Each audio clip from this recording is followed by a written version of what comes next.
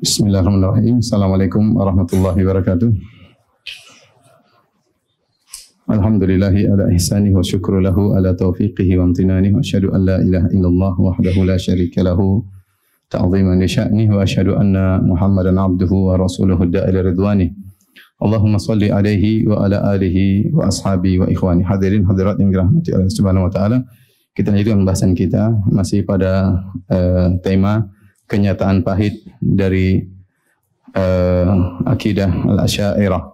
Pada pertemuan lalu kita telah menyampaikan 2 poin. Yang pertama, kenyataan pahit yang pertama adalah ternyata akidah al-Asy'ariyah menyelisihi akidah salaf, dan kita tahu bahwasanya salaf adalah khairul qurun.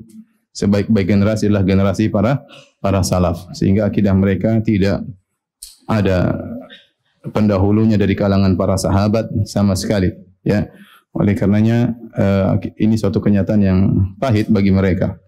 Padahal kita tahu yang paling tahu tentang agama adalah para salaf, para sahabat, para tabi'in yang lebih ngerti tentang agama daripada kita yang jauh dari masa kenabian, ya, Nabi Muhammad sallallahu alaihi wasallam. Yang kedua, kenyataan pahit bahwasanya mereka menjadikan sumber pendalilan mereka adalah akal, bukan dalil Al-Qur'an dan Sunnah. Karena dalil Al-Quran dan Sunnah menurut mereka adalah penunjukannya adalah dhanniyah. Dhanniyah itu artinya persangkaan, bukan suatu yang qat'iyah, bukan suatu yang pasti. Beda dengan akal, menurut mereka akal adalah penunjukannya pasti. Oleh karenanya dalam masalah keyakinan, ya masail ilmiah, dalam masalah keyakinan akidah tidak boleh berdalil dengan suatu yang tidak pasti, maka tidak boleh berdalil dengan Al-Quran dan Sunnah. Kemudian mereka ada 2 kelompok dalam hal ini. Ada yang tetap berdalil dengan Al-Quran dan Sunnah dalam rangka sekedar penguat saja, bukan sebagai sumber utama. Sumber dalil utama tetap akal. Al-Quran dan Sunnah kalau kebetulan ada cocok dengan akal maka dipakai. Yang kelompok kedua melarang, tidak boleh sama sekali menggunakan dalil Al-Quran dan Sunnah dalam masalah akidah, karena hal itu tidak menunjukkan kepastian. Karena penunjukan dari Al-Quran dan Sunnah atau dalalat Al-Quran wa Sunnah dalalatun dhanniyah, hanya penunjukan yang persangkaan, bukan suatu kepastian. Berikutnya yang ketiga, kenyataan pahit, ya.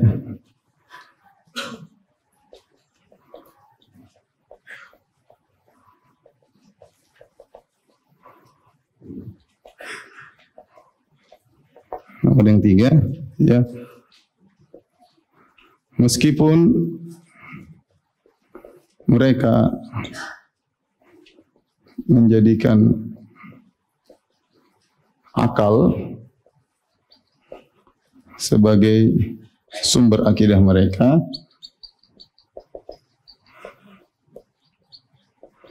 mereka ternyata banyak akidah mereka yang tidak masuk akal. Bahkan bertentangan dengan fitrah.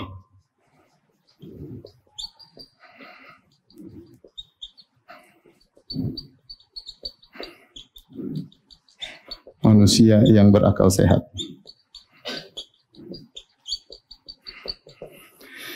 Ini kenyataan pahit yang mereka alami. Jadi mereka mengatakan, mendengung-dengungkan bahwasanya mereka mengagungkan akal, ternyata banyak akidah mereka yang justru tidak masuk akal. Contoh, ya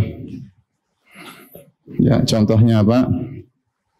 Akidah mereka tentang al-kasb. Al-kasb artinya yaitu setiap zat makhluk, maksudnya selain Allah, ya selain Allah yaitu zat dan makhluk, memiliki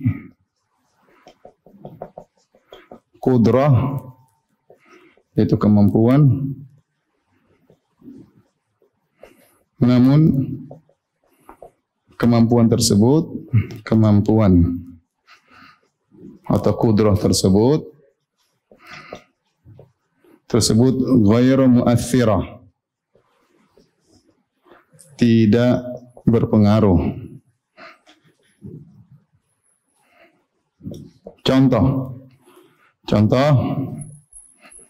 api ya punya kudrah untuk membakar,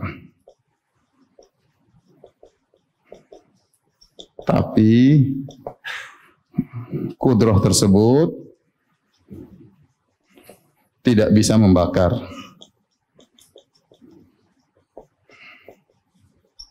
Yang membakar adalah Allah.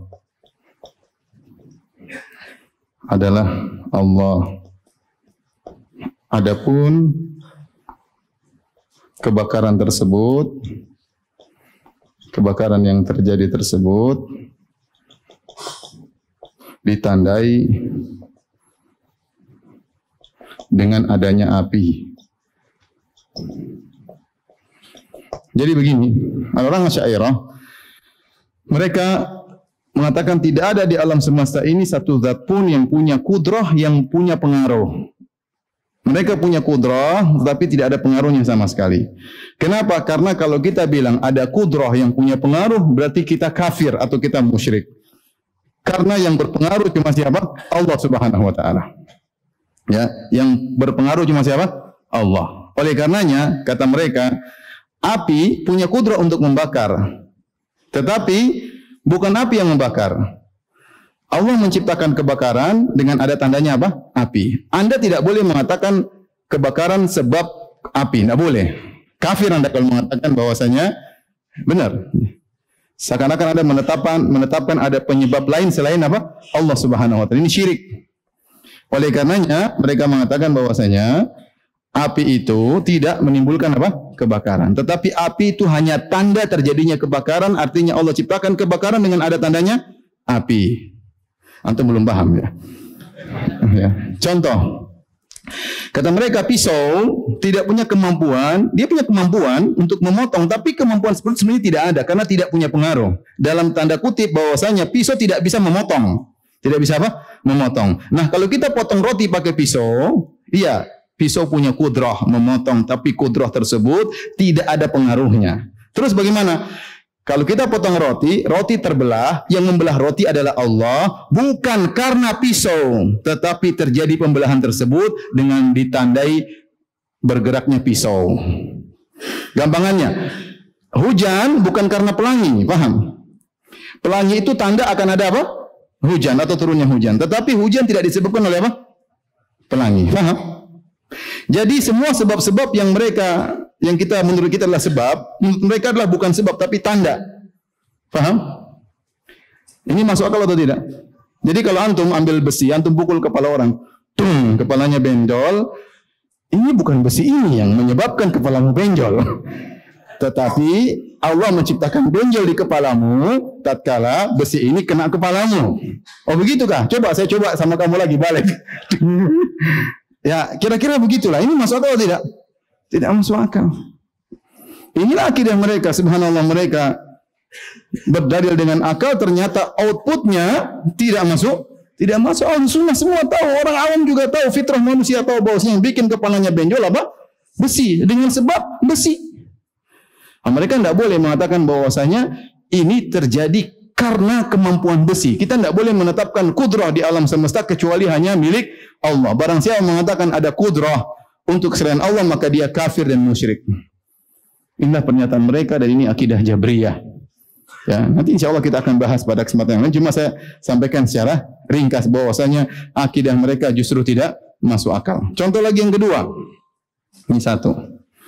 Yang kedua, kata mereka Allah dilihat pada hari kiamat namun tanpa arah. Ini juga membingungkan. Mu'tazilah berkeyakinan Allah tidak bisa dilihat di dunia maupun di akhirat, selesai. Allah tidak bisa dilihat di dunia dan di akhirat, selesai.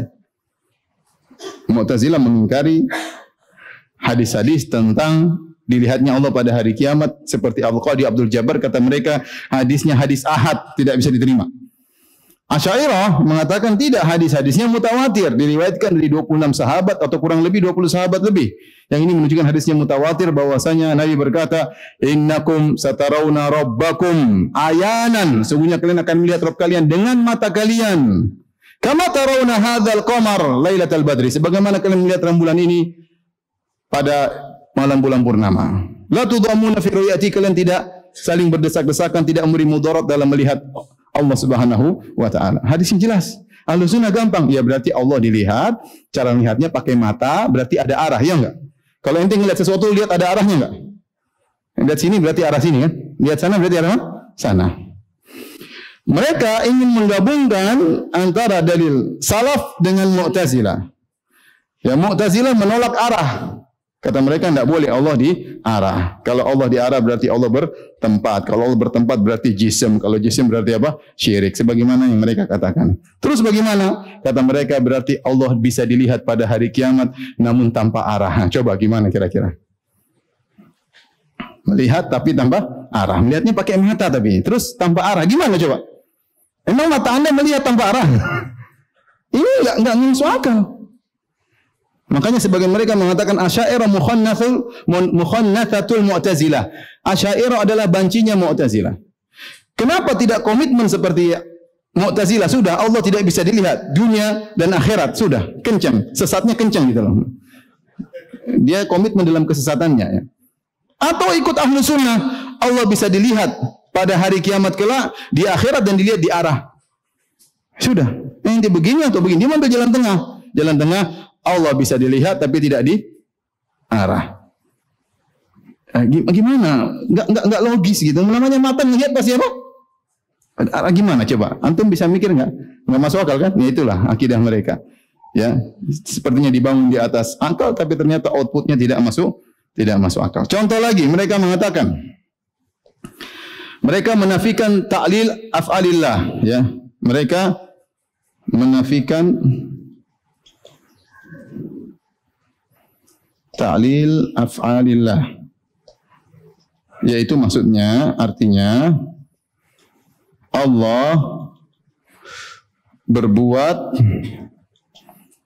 tidak boleh karena tujuan tertentu.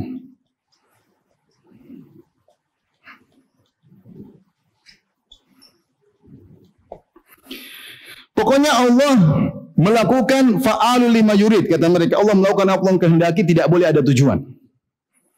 Enggak boleh kita bilang Allah bikin begini karena tujuannya begini. Itu enggak boleh dalam mereka. Kalau kita orang yang bikin tanpa tujuan itu orang gila namanya, paham? Kita aja mau bikin sesuatu ada tujuan enggak? Ada. Kata mereka kalau Allah enggak boleh. Kenapa? Karena kalau Allah berbuat sesuatu dengan tujuan, Allah melakukan ini, menciptakan ini karena ada tujuan, Allah menciptakan anu karena tujuan. Berarti Allah membutuhkan tujuan tersebut. Kalau Allah membutuhkan tujuan tersebut, berarti Allah sebelum mendapatkan tujuan tersebut, Allah belum sempurna. Allah hanya sempurna setelah mendapat tujuan tersebut. Coba pakai logika mereka. Akhirnya kesimpulannya, Allah berbuat tanpa tujuan. Ya akhi, subhanallah. Gimana? Kata Allah, afahasibutum annama khalaqnakum abatha? Apa kalian menyangka kami menciptakan kalian dengan begitu saja?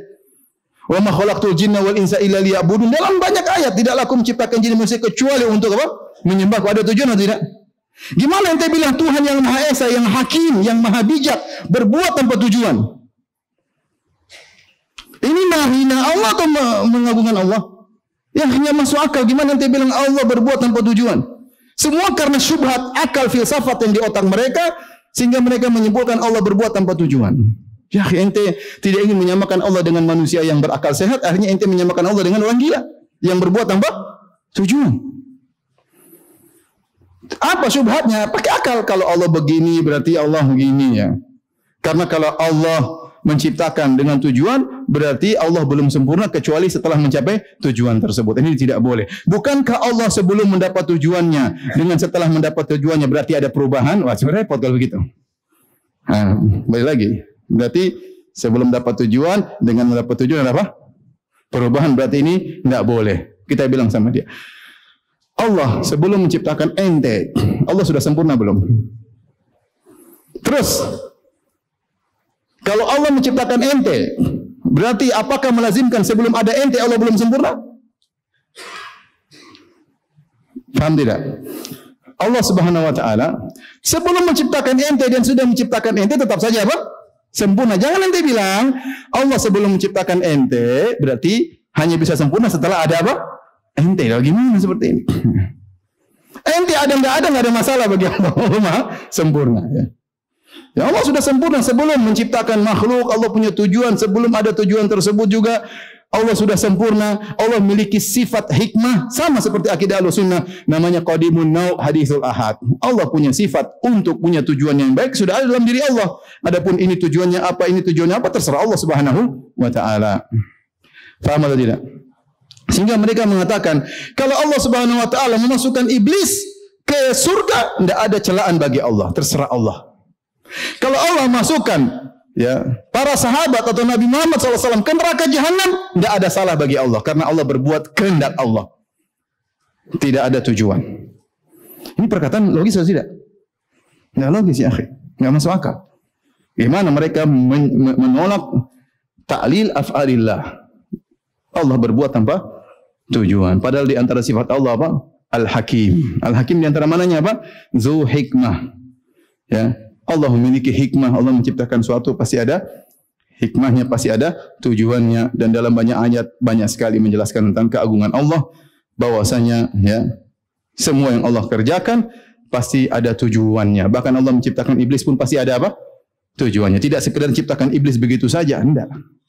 Dan ini contoh, dengan menggunakan logika mereka, akhirnya mereka terjebak pada perkara yang justru tidak masuk akal.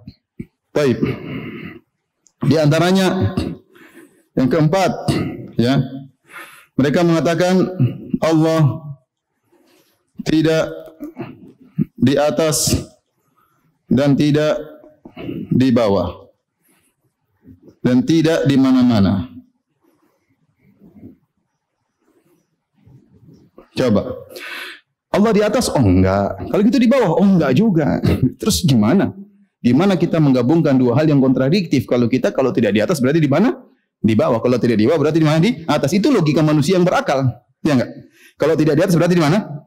Di bawah. Kalau tidak di bawah berarti di atas. Kata mereka, tidak di atas dan tidak di bawah. Masya Allah. Di kanan enggak, di kiri enggak ada semuanya. Tidak di atas, tidak di bawah. Berarti apa bedanya Allah dengan tidak ada? Tanyakan kepada mereka, apa bedanya Allah dengan sesuatu yang tidak ada? Suatu yang tidak ada itu tidak di atas dan juga tidak di bawah. Ini akidah, contoh akidah yang tidak logis, tidak masuk akal dan tidak sesuai dengan fitrah manusia. Semua orang kalau berdoa angkat tangan kemana? Ke atas. Ke atas. Terus ente kenapa berdoa begini? Kata dia, karena kiblat doa di atas. Berarti berdoa harusnya begini. Kiblat kan menghadap kan? Kita berdoa kiblatnya tetap Ka'bah. Paham? Ini ke atas ini kita mencari Tuhan, bukan mencari kiblat. Kiblat kita berdoa tetap menghadap mana? Ka'bah. Kita sudah tahu kalau berdoa kita menghadap Ka'bah. Terus kita angkat tangan ke mana? Ke atas. Jangan bilang kalau Ka'bah kiblatnya orang salat, kalau doa kiblatnya ke mana?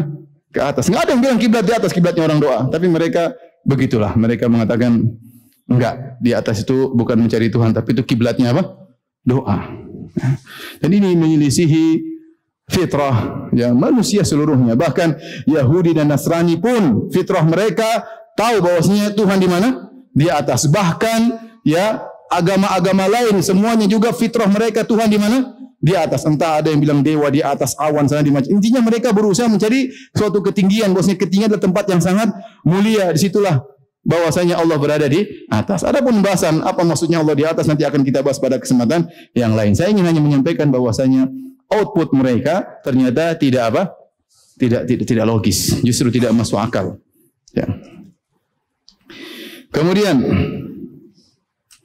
misalnya yang kelima sudah kita bahas pada pertemuan kemarin, Allah melihat suara dan mendengar pemandangan.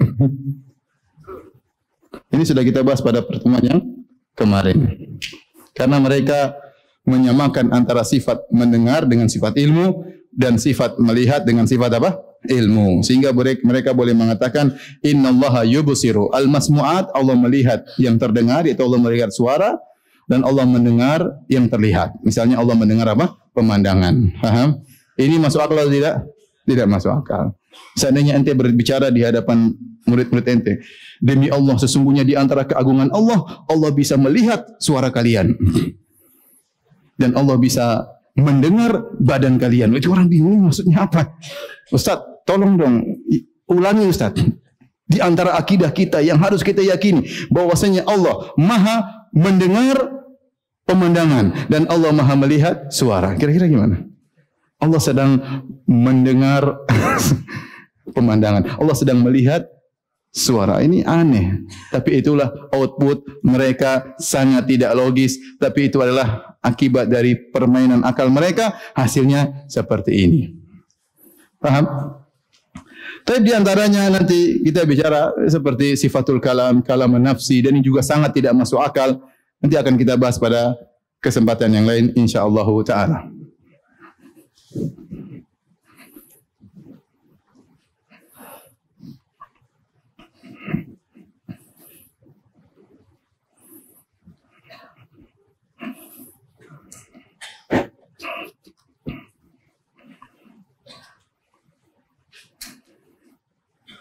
Baik, kita tambah lagi deh, boleh.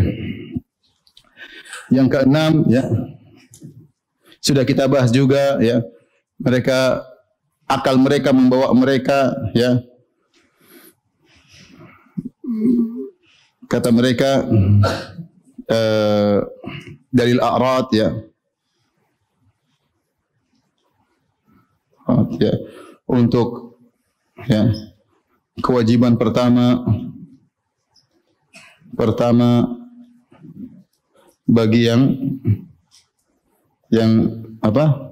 Masuk Islam. Ini juga sangat tidak masuk akal. Ini juga sangat tidak masuk akal. Ada masalah at-tahsin wa taqbih, tapi itu pembahasan usul fikih, mungkin pada kesempatan yang baru kita bahas, ya.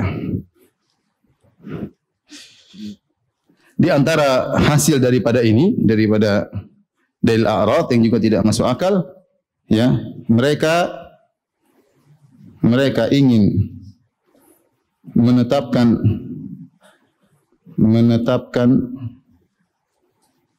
Tuhan yang Maha Kuasa,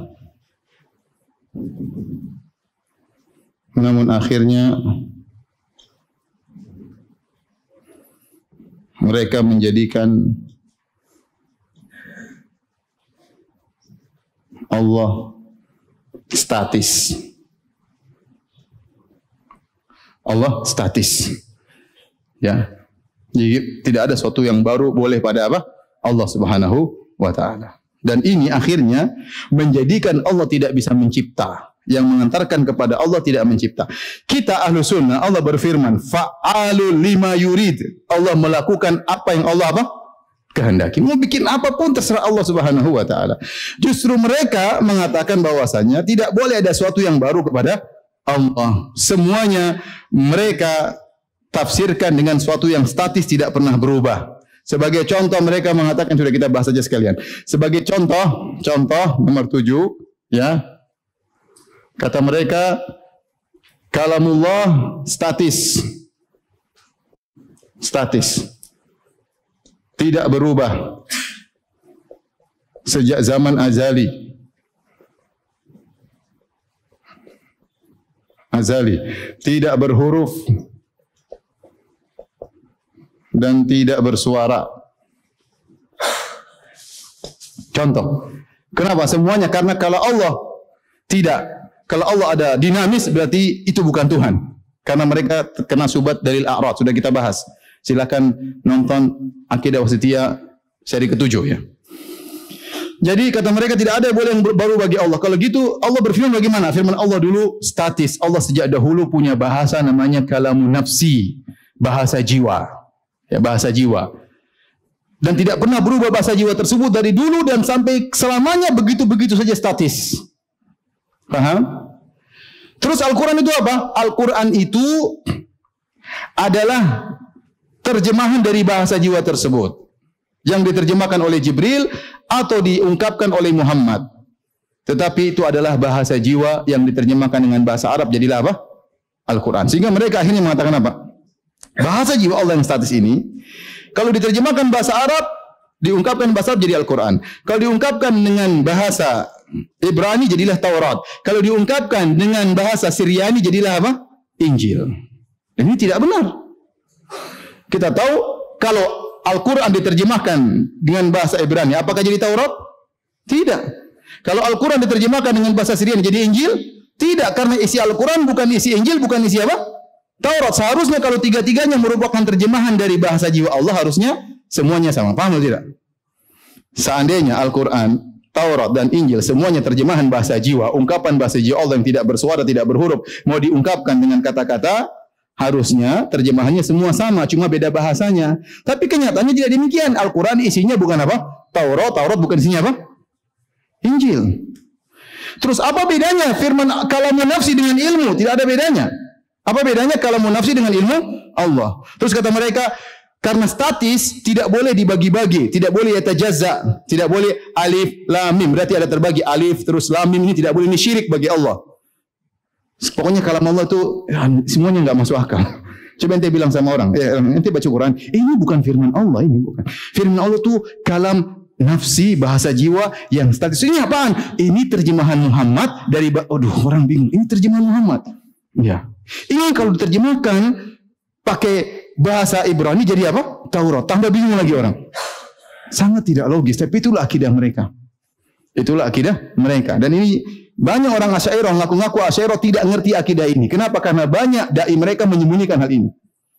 Ini kalau diungkap semua bingung mereka. Benar akidah Islam seperti ini. Kalau ditawarkan akidah seperti ini kepada Nasrani, apakah dia masuk Islam? Oh, dia ragu, ini kayak begini akidahnya.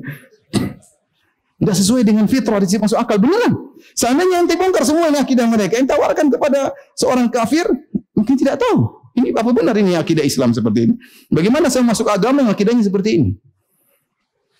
Paham?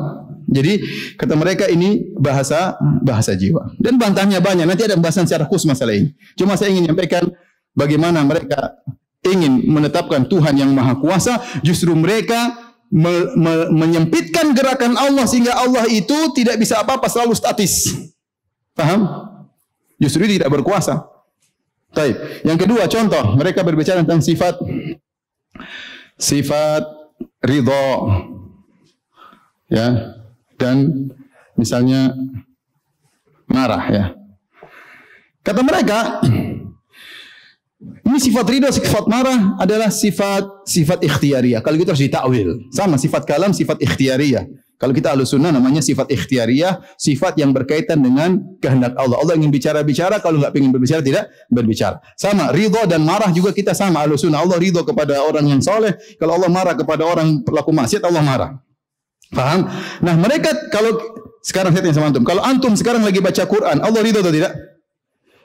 Si fulan lagi baca Quran, Allah ridha tidak? Ridha. Kalau dia lagi berzina, Allah marah tidak?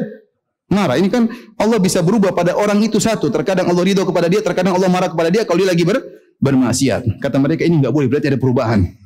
Allah enggak boleh dinamis, harus apa? Statis. Kalau gitu bagaimana? Kalau gitu kata mereka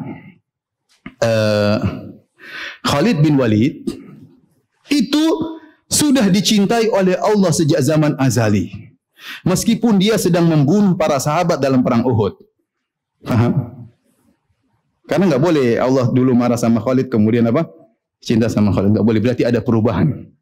Sehingga mereka mengatakan sifat ridha adalah sifat yang statis, tidak pernah berubah sejak zaman azali. Maka Allah mencintai seseorang yang diwafatkan dalam Islam meskipun dia masih dalam kondisi kafir. Jadi repot. Jadi kalau orang tanya sama antum, Ustaz saya dicintai oleh Allah. Oh enggak tahu. Saya haji loh Ustaz, enggak tahu. Karena kecintaan Allah kepadamu tidak berubah sejak zaman azali. Tergantung kamu matinya bagaimana. Kalau kamu matinya kafir, sekarang Allah lagi murka sama kamu meskipun kamu sedang hajian. Kira-kira masuk akal atau tidak? Orang bingung. Itulah akidah Asy'ariyah seperti itu. Angel apa ruwet? Ahlussunnah muda yang lagi bermaksiat Allah enggak suka.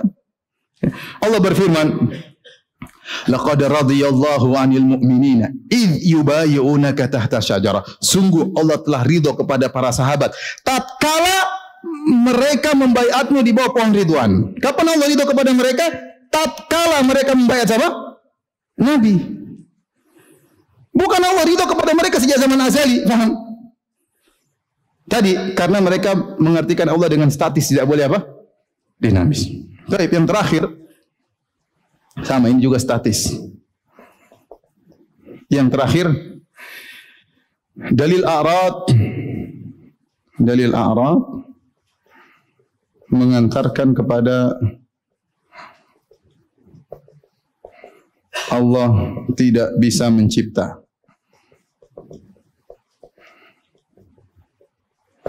Atau Allah mencipta tiba-tiba. Baik. Bukankah mereka meyakini tidak ada boleh sesuatu yang baru pada Allah? Paham? Dalil a'rad intinya apa yang ditempati oleh sesuatu yang baru maka dia baru juga, maka dia makhluk, maka tidak boleh ada yang baru bagi Allah.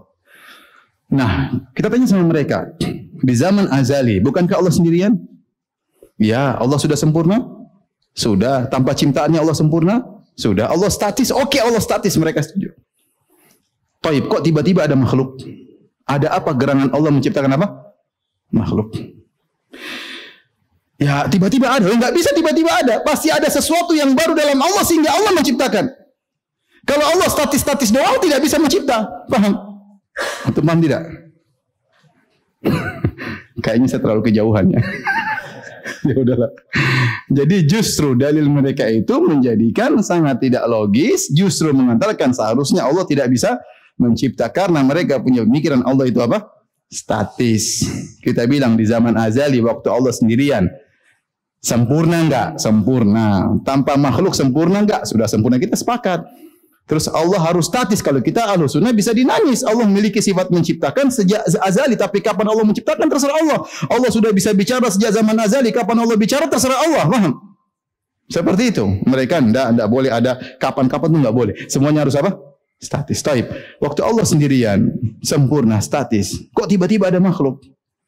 Ya mereka ya ada aja loh. Enggak mungkin ada saja. Pasti ada sesuatu yang kalau kita ente mau komitmen dengan statis ente, harusnya ente tidak ada sekarang di zaman ini. Karena Allah akan selalu tanpa makhluk kalau begitu. Paham? Mudah-mudahan antum paham. Ini semua tidak masuk akal, tapi saya mau mengakali biar antum bisa paham. Itulah produk dari akidah mereka yang katanya dibangun di atas akal, justru tidak masuk akal. Taib.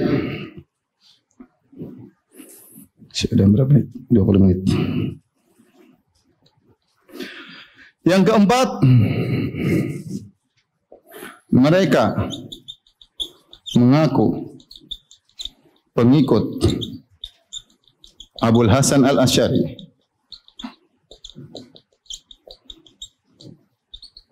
Namun kenyataan pahit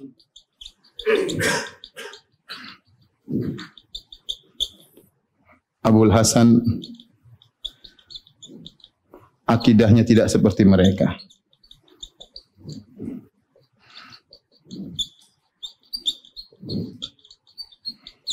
Ini kenyataan pahit. Katanya pengikut Abul Hasan, ternyata Abul Hasan Al-Asy'ari akidahnya tidak sama dengan mereka. Abul Hasan Al-Asy'ari yang buku sampai kepada kita ada beberapa. Di antaranya Luma, Firrat al-Bidah, Luma. Terus yang ada lagi Risalah Ali Thagr, Risalah ila Ahli Thagr. Kemudian ada lagi bukunya Al-Ibanah, An-Usulid Diyanah. Bukunya juga Maqalatul Islamiyin, Maqalah Islamiyin. Ada bukunya juga namanya Al-Umud atau Al-Amad, dinukil oleh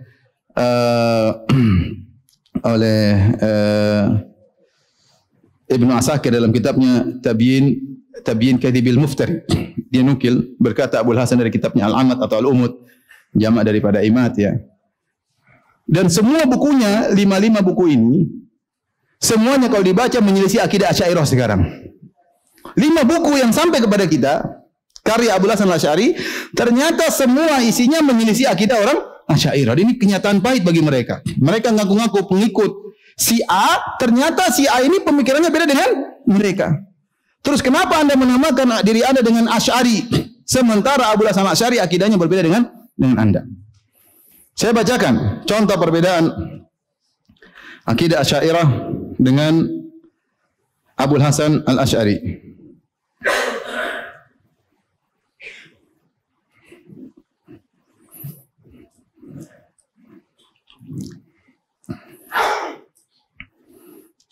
Orang-orang Asy'ariyah tatkala menetapkan adanya Tuhan, mereka berdalil dengan dalil a'rad. Sudah kita bahas pada akidah wasithiyah seri berapa? 7. Adapun Abul Hasan Asy'ari mengikuti akidah Ahlussunnah dalam kitabnya Luma' fi Rad al-Ahli Zaygh wal Bid'ah halaman 15 sampai 16. Beliau berdalil dengan adanya makhluk dengan adanya khaliq. Sudah cukup, tidak pakai dalil a'rad. Beliau berdalil dengan perubahan manusia dari mani kemudian menjadi alaqah, kemudian menjadi mudghah, kemudian menjadi manusia. Ini menunjukkan ada penciptanya, ada yang mengaturnya. Tidak usah pakai a'rad, kemudian apa? Ajsam, kemudian ini enggak ada. Karena itu suatu yang sangat yang susah untuk dipahami oleh orang. Ada Tuhan gampang, manusia berubah jadi mani. Mani bisa berubah menjadi siapa yang mengatur mani ini? Ente saja manusia tidak bisa mengatur mani ente. Keluar sesuai dengan ukuran yang Allah kehendaki, berubah menjadi satu tahap, menjadi tahap berikut yang menunjukkan ada yang mengatur. Sudah selesai. Alam semesta yang begitu indah, ada Tuhan. Selesai. Tidak usah pakai ini alam jisim. Jisim ada a'radnya. A'rad itu artinya bergerak, bikin pusing. Itu tidak pernah dijadikan dalil oleh apa? Abul Hasan. Jadi mereka menyelisihi Abul Hasan dalam cara berdalil untuk menetapkan adanya Tuhan. Bahkan dalam kitab beliau Risalah Ali Thaghar halaman 143, justru Abul Hasan berdalil dengan dalil-dalil Quran banyak sekali untuk menjelaskan adanya Tuhan. Demikian juga pada halaman 144 beliau berdalil tentang benarnya seorang rasul, ya, menunjukkan akan adanya Tuhan. Kalau Anda membenarkan seorang rasul, ya sudah, berarti Anda percaya sama Tuhan. Jadi tidak pakai dalil a'rad. Bahkan Abul Hasan Al-Asy'ari rahimahullahu taala membantah pendalilan dengan cara seperti dalam kitabnya Al-Ibanah. Ini pendalilan pakai a'rad ini enggak benar, ini caranya falasifah. Bayangkan, dalil yang mereka gunakan dibantah oleh imam mereka Abul Hasan Al-Asy'ari. Ini kenyataan pahit yang menyedihkan. Ngaku Abul Hasan Al-Asy'ari, pengikut Abul Hasan Al-Asy'ari ternyata berbeda. Kemudian juga, ya banyak, tapi saya sebutkan beberapa perbedaan saja, tidak semuanya. Kata Abul Hasan Al-Asy'ari, bahwasanya namanya taklim huwal musyafahatu bil kalam. Namanya Allah berbicara yaitu langsung ngomong dengan pembicaraan antara Allah dengan makhluknya, ya. Wala yajuzu an yakuna al-mutakallim halan fi ghairihi makhluqan fi syai'in siwahu. Tidak boleh sang pembicara kemudian suaranya ditaruh di udara atau menciptakan suara. Enggak, namanya pembicara dia yang berbicara, paham? Dia yang berbicara. Tidak seperti sebagian mereka mengatakan bahwasanya Allah ciptakan suara kayak yang didengar oleh Nabi Musa, ya. Tapi itu bukan suara Allah, ya. Kadang suara tersebut muncul dari sisi pohon, Allah ciptakan suara tersebut, namun bukan Allah yang berbicara. Abul Hasan memang tidak bisa. Namanya orang berbicara, maka disandarkanlah pembicaraan tersebut kepada zat yang berbicara. Faham? Contoh lagi, Abul Hasan, ya, menetapkan sifat al-istiwa. Al-istiwa. Ya. Kemudian beliau membantah orang yang menafsirkan al-istiwa dengan istilah atau istawa dengan istaula. Nanti akan kita nukil lagi. Kata beliau yang menafsirkan istawa dengan istaula adalah Mu'tazilah. Adalah apa? Mu'tazilah. Sementara mereka semua menafsirkan istawa dengan apa? Istaula. Beristiwa dengan menguasai. Bayangkan. Mereka menyelisih mereka Abul Hasan Al-Asy'ari. Kemudian juga dalam kitabnya Al-Ibanah, Abul Hasan Al-Asy'ari menetapkan tentang hadis nuzul, turunnya Allah ke langit dunia. Ya, demikian juga istiwa di atas arsy, sementara mereka menolak semua hadis tentang apa? Nuzul. Kata mereka yang nuzul adalah rahmat Allah ke langit dunia atau malaikat yang di langit dunia. Adapun Allah tidak nuzul. Menyelisih Abul Hasan Al-Asy'ari. Kemudian juga Abul Hasan Al-Asy'ari dalam kitabnya Al-Ibanah, dalam kitabnya juga Maqalat al-Islamiyyin, ya, beliau menetapkan sifatul yadain, Allah punya dua tangan. Ya. Kemudian bahkan dalam kitab Al-Ibanah beliau membantah orang yang menafsirkan tangan dengan nikmat atau kudrah. Beliau bantah. Sementara Asy'ariyah seluruhnya tidak menetapkan sifat apa? Tangan.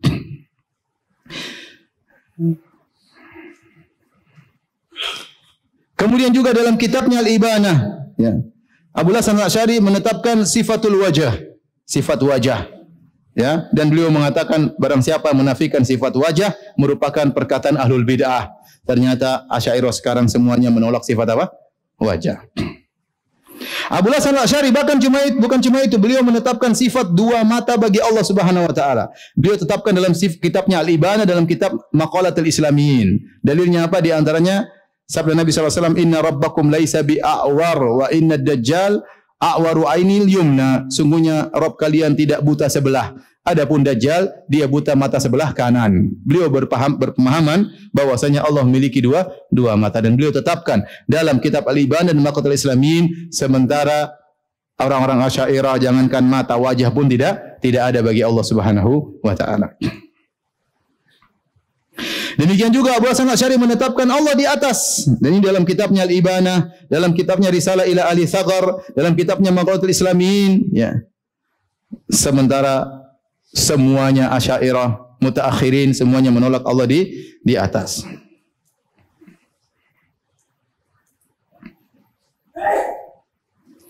Demikian juga Abu Hasan Al-Asy'ari dalam kitabnya Al-Ibanah, dalam kitabnya Maqalatul Islamiyin menetapkan sifat datangnya Allah. Wa jaa rabbuka, datang Rabbmu pada hari kiamat kelak. Wal malaku saffa-saffa, sementara malaikat bersaf-saf. Mereka tidak mungkin Allah datang. Tidak masuk akal menurut mereka, sehingga mereka menolak sifat datangnya Allah Subhanahu wa taala. Bahkan Abul Hasan dengan tegas menetapkan seluruh sifat yang datang dalam Al-Quran dan Sunnah. Dalam kitabnya Risalah ila Ahli Tsaghar, beliau berkata, wa ajma'u ala wasfillahi ta'ala bi jami'i ma wasafa bihi nafsuhu wa wasafa bihi nabiyyuhu min ghairi i'tiradin fihi la taqyifa lahu. Dan mereka para salaf, mereka menetapkan seluruh sifat-sifat Allah yang Allah tetapkan untuk dirinya di Al-Quran, dan seluruh sifat-sifat yang ditetapkan oleh Nabi-Nya dalam hadis-hadis Nabi, tanpa ada pengingkaran, tanpa ada protes, dan tanpa takyif, dan tidak boleh membagaimanakannya. Wa annal imana bihi wajib, dan bahwasanya iman kepada sifat-sifat ini wajib. Wa tarkut takyifi lahu lazim, dan harus meninggalkan bagaimananya. Dan ini akidah Ahlussunnah. Paham? Jadi ini membantah akidah mereka secara umum. Sementara kita tahu seluruh Asy'ariyah hanya menetapkan 7 sifat. Sebagaimana pernah kita jelaskan dalam Syarah Aqidah Wasatiyah yang seri ke-8. Taib, ini di antara kenyataan pahit, ya, yang dirasakan oleh orang-orang Asy'ariyah.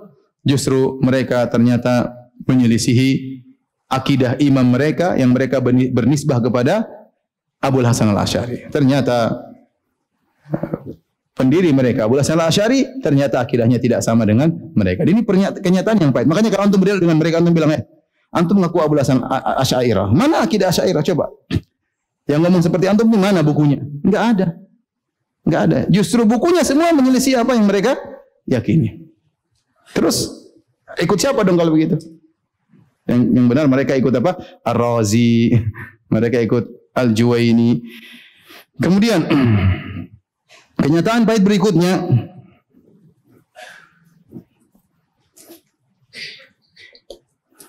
mereka mengaku membantah falasifah dan Mu'tazilah. Ternyata mereka juga sepakat dengan Mu'tazilah dalam beberapa hal. Di antaranya dalam beberapa hal. Di antaranya sama-sama menggunakan dalil a'rad.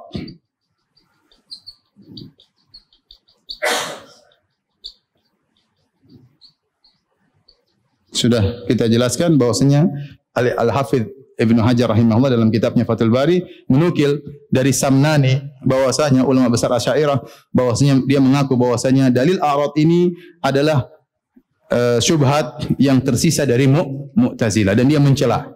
Makanya dalil a'rad dibantah oleh siapa? Dibantah oleh Abul Hasan Al-Asy'ari. Kemudian yang kedua, sama-sama mengatakan Al-Quran makhluk.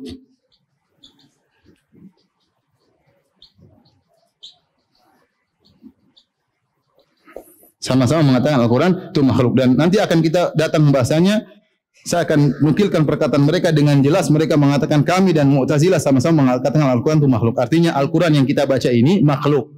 Bukan firman apa? Firman Allah, bukan. Kalau bedanya di mana? Kalau bedanya Mu'tazilah mengatakan Allah menciptakan Al-Quran ini. Inilah ciptaan Allah. Kalau Asy'ariyah mengatakan Al-Quran ini makhluk karena dia adalah ibaratnya dari Muhammad. Atau ibaratnya dari mana? Jibril. Jibril makhluk atau bukan? Makhluk, maka ibaratnya justru makhluk juga. Muhammad makhluk atau bukan? Makhluk, berarti ibarat Muhammad juga apa? Makhluk. Dan firman Allah kalam nafsi, bahasa jiwa. Faham? Jadi mereka sama juga dengan Mu'tazilah dari sisi sama-sama mengatakan Al-Quran itu makhluk. Kemudian tiga, sama-sama ya menolak Allah di atas. Keempat, sama-sama mengatakan Allah tidak di atas, tidak di bawah. Nanti saya nukilkan. Dan tidak di bawah.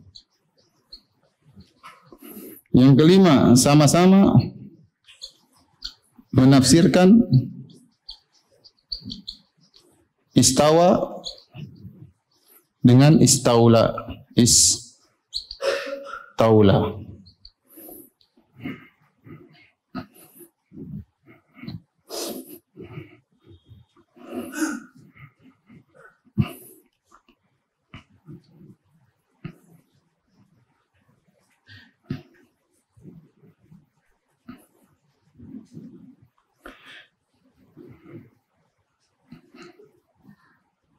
Yang keenam, ya,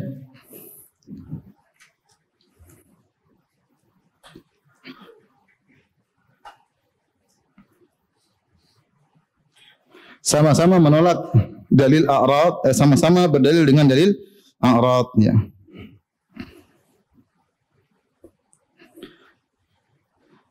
Yang ketujuh, sama-sama takdimul akal ala nakal, mendahulukan akal daripada dalil, ya.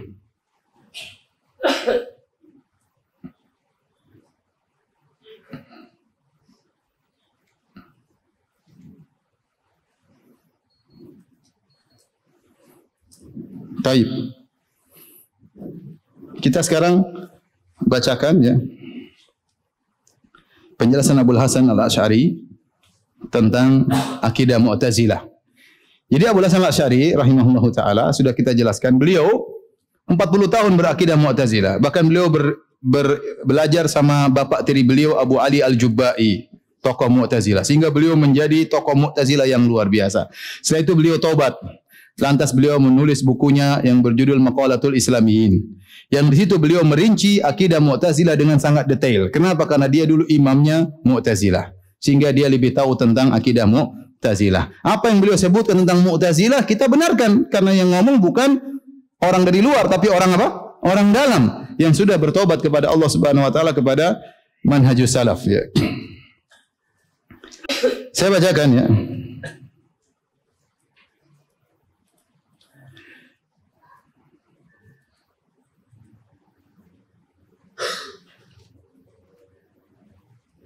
Beliau berkata dalam Maqalatul Islamiyin halaman 211, wa qalatil Mu'tazilah. Pertama beliau mengatakan wa qala ahlus sunnah wa ashabul hadis, ya. Wa annahu 'alal arsy kama qala azza wa jalla ar-rahmanu 'alal arsy istawa. Sungguhnya Allah berada di atas arsy sebagaimana firman Allah, Allah beristiwa di atas arsy. Wala nuqaddimu baina yadayillah fil qaul. Dan kita tidak mau mendahului Allah dalam berbicara tentang ayat ini. Bal naqulu istawa bila kaif. Kita katakan, kata Abu Hasan Al-Asy'ari, dan ini dia menukil perkataan Ahlussunnah. Dia berkata wa qala Ahlussunnah wa ashabul hadis. Ini adalah akidah Ahlussunnah dan akidah para ahli hadis. Bahwasanya kita mengatakan Allah beristiwa di atas arsy, kita tidak boleh mendahului Allah. Kemudian bal naqulu istawa bila kaif. Dan kita berkata Allah istiwa tanpa bagaimananya. Kita enggak tahu. Kemudian beliau berkata lagi, wa kama wa yabqa wajhu rabbika, dan Allah juga wa anna lahu wajhan, dan Ahlussunnah mengatakan Allah punya wajah sebagaimana firman Allah wa yabqa wajhu rabbik, dan yang tersisa abadilah wajah Rabbmu. Wa anna lahu yadain, Sungguhnya Allah punya kedua tangan. Ini dia nukil perkataan Ahlussunnah. Sebagaimana firman Allah, khalaqtu biyadayya, aku telah menciptakan Adam dengan kedua tanganku. Ya, wa annahu yaji'u yaumal qiyamah, dan bahwasanya Allah datang pada hari kiamat. Huwa wa malaikatuhu, dan dia datang bersama malaikat-malaikatnya, sebagaimana firman Allah, wa ja'a rabbuka wal malaku saffan saffa, dan Rabbmu datang dan malaikat bersaf-saf. Dan Ahlussunnah berkata, wa annahu yanzilu ila sama'id dunya kama ja'a fil hadis, dan bahwasanya Allah turun ke langit dunia sebagaimana datang dalam hadis. Walam yakulu syai'an illa ma wajaduhu fil kitabi au ja'at bihi riwayah an Rasulillah sallallahu alaihi wasallam. Dan Ahlussunnah wal Jamaah dan ashabul hadis, mereka tidak berakidah apapun kecuali yang mereka dapatkan dalam Al-Qur'an dan riwayat yang datang dari Nabi sallallahu alaihi wasallam. Kemudian beliau berkata, wa qalatil mu'tazilah. Adapun Mu'tazilah, mereka berkata, annallaha istawa ala arsyihi bi makna istaula. Adapun Mu'tazilah mereka berkata, Allah beristiwa di atas arsy-Nya, maksudnya menguasai apa? Arsy. Jadi yang bilang istawa artinya istaula itu apa? Mu'tazilah. Jangan bilang Ahlussunnah. Ini Abu Hasan bilang bukan Ahlussunnah. Abu Hasan bilang apa? Ini akidahnya siapa? Mu'tazilah. Ente mau berfilsafat terserah ente. Ente mau pakai dalil akal terserah. Saya cuma bilang itu akidahnya Mu'tazilah. Ridho enggak ridho itu akidahnya apa? Mu'tazilah. Mau menurut masuk akal menurut ente terserah ente, masuk akal menurut ente. Tapi itu akidahnya apa? Mu'tazilah. Yang ngomong siapa? Abul Hasan Al-Asy'ari yang dulu jadi imam Mu'tazilah puluhan tahun. Yang ngerti betul tentang akidah Mu'tazilah. Kemudian beliau berkata lagi dalam Maqalatul Islamin, dan ini buku yang paling lengkap tentang akidah Mu'tazilah karena penulisnya dulu Imam Mu'tazilah. Beliau berkata, ikhtalafa al-qaul fil makan, tentang masalah di mana Allah. Ikhtalafatil Mu'tazilatu fi dzalika, maka orang-orang Mu'tazilah berselisih dalam hal ini. Faqala qailun, di antara mereka ada orang-orang yang berkata al-bari bi kulli makan, bahwasanya Allah di mana-mana. Wal qailun bi hadzal qaul jumhurul Mu'tazilah, kebanyakan Mu'tazilah mengatakan demikian. Kemudian beliau berkata, wa qala qailun al-bari la fi makan bal huwa ala ma lam yazal alaihi. Ada mengatakan di antara mereka bahwasanya Allah tidak di tempat, tetapi dia sebagaimana dahulu tidak bertempat, sekarang juga tidak boleh disifati dengan apa? Di mana? Enggak boleh. Dan ini juga perkataan Mu'tazilah, dan dia adalah perkataan qaulu Hisham ya, dan tokoh-tokoh Mu'tazilah. Wa qalatil Mu'tazilah fi qaulillahi azza wa jalla ar-rahmanu 'alal 'arsy istawa, yakni istaula. Dan Mu'tazilah berkata tentang firman Allah ar-rahmanu 'alal 'arsy istawa, maknanya adalah istaula ya. Ini contoh ya, dan banyak nukilan-nukilan, saya tidak ingin menukil seluruhnya, tapi ini contoh dalam buku-buku Abu Hasan Al-Asy'ari yang menjelaskan bahwasanya ternyata akidah Asy'ariyah cocok dengan akidah apa? Mu'tazilah. Tayyib. Azan. Azan. Sudah masuk belum? Belum. Berapa menit? Oh, masih lama kalau gitu. Tolong dihapus kalau begitu. Yang foto-foto silakan.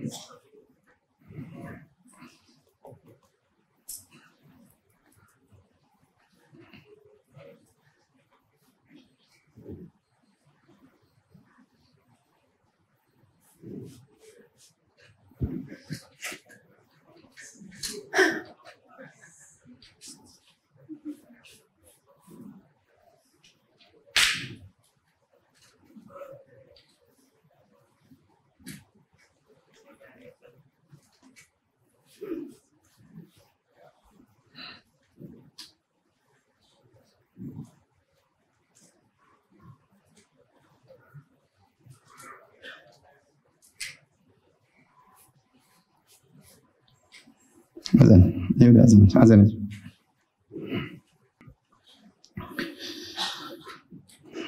Baik, hadirin dan hadirat yang dirahmati Allah Subhanahu wa taala, yang terakhir ya, bahwasanya selain mereka terpengaruh dengan Mu'tazilah, ternyata sebagian mereka juga terpengaruh dengan akidah falasifah, dan ini dijelaskan oleh As-Sanusi atau Sinusi dalam kitabnya Syarah Ummul Barahin ya. Beliau menjelaskan beberapa ulama Asy'ariyah yang terpengaruh dengan falasifah. Di antaranya adalah Ar-Razi. Di antaranya adalah Ar-Razi. Ar-Razi yang merupakan ulama yang paling utama ya, yang paling canggih di antara mereka, yang membela akidah Asy'ariyah dari Asy'ariyah mutaakhirin. Beliau memiliki banyak buku yang sangat hebat dalam mendukung akidah Asy'ariyah yang kita bantah dari sejak awal pengajian kita. beliau sendiri ya terpengaruh dengan akidah falasifah. Sampai dalam sebagian buku-buku beliau ya menyebutkan ya akidah falasifah bahwasanya bintang-bintang atau benda-benda langit ternyata bisa berbicara dan berakal. Ternyata bisa berbicara dan berakal. Kemudian beliau sebutkan dalilnya 1, 2, 3, 4 ya. Kemudian adapun yang benar bagaimana? Kata beliau, wa ma utitu minal ilmi illa qalila. Ya, artinya bisa jadi benar, bisa jadi apa? Tidak. Tapi dalam tempat yang lain beliau membenarkan hal tersebut. Sampai dibantah oleh As-Sanusi. Kata beliau karena Ar-Razi ini terlalu banyak menghafal akidah falasifah sehingga dia terpengaruh dengan pemikiran apa? Falasifah. Ini kita bicara Razi, tapi dalam riwayat disebutkan Razi akhirnya bertobat di akhir hidupnya. Tetapi kita sebutkan tatkala dia masih dalam kesesatannya sampai membenarkan akidah apa? Falasifah. Ya. Dan ini menunjukkan betapa besar terpengaruhnya Ar-Razi dengan akidah falasifah wal iyadzubillah sampai menyatakan bahwasanya bintang-bintang bisa berbicara ya. Kemudian bahkan pengaturan alam semesta dari Allah Subhanahu wa taala dimulai daripada Al-Falaqul A'zam yaitu bintang yang terbesar ya.